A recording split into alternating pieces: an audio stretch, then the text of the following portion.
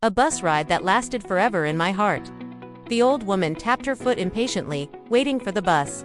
She watched as the other passengers got off and some new ones got on.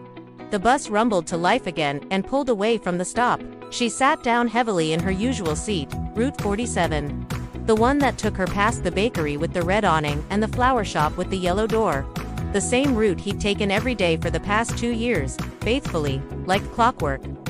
Same seat, second from the window, on the right side.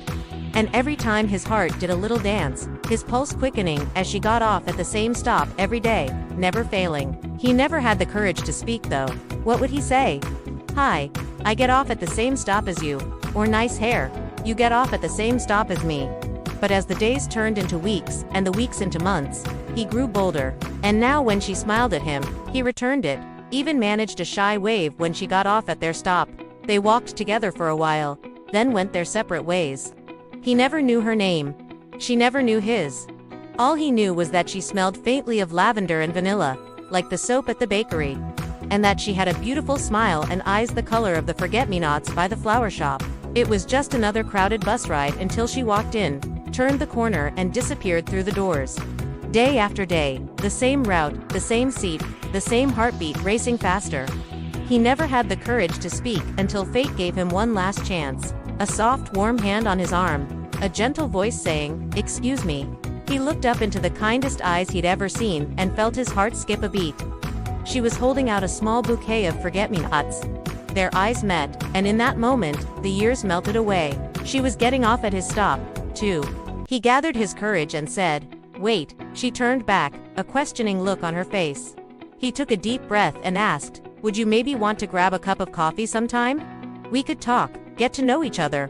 He saw a blush creep up her neck and she smiled, a smile that made the bells in his heart chime. "I'd like that," she whispered, tucking the flowers behind her ear. They walked off the bus together, side by side, their steps echoing the beat of his heart. As they reached the corner, she turned to him, her eyes shining. "Thank you for asking me, Simon," she said. "I'm glad we got off on the same stop." He blushed, realizing he'd been so focused on his own thoughts, he hadn't asked her name. But something told him this wasn't the end, that this was just the beginning. Every day for the past 2 years, he'd dreamed of this moment, of working up the courage to talk to her, to ask her out. But now, as they stood there under the street lamp, he realized it was worth the wait. They talked for hours that first day, discovering shared interests, dreams and fears. They learned that their favorite flowers were forget-me-nots, that they both loved the bakery on the corner and that their birthdays were only a few days apart. As the days turned into weeks and the weeks into months, their bond deepened. They walked hand in hand through parks, sat in cozy cafes, sipping hot chocolate, and danced under the stars. He learned that her name was Ella, that she liked to paint and that she had a cat named Luna. She learned that he played the guitar, that he had a passion for photography and that his dream was to travel the world. One day while walking along the river, he stopped and turned to her, his heart filled with love.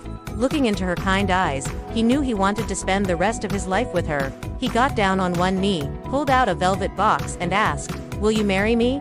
Tears of joy streamed down her face as she whispered, "Yes."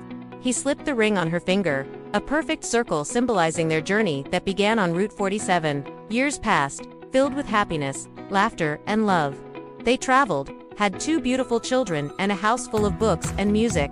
But no matter where they were or what they were doing, he knew he had to thank fate for giving him the courage to take that leap of faith on a crowded bus all those years ago. Their love story was a testament to the idea that sometimes all it takes is a little nudge from fate and a shared love of forget-me-nots to find the one you're meant to be with.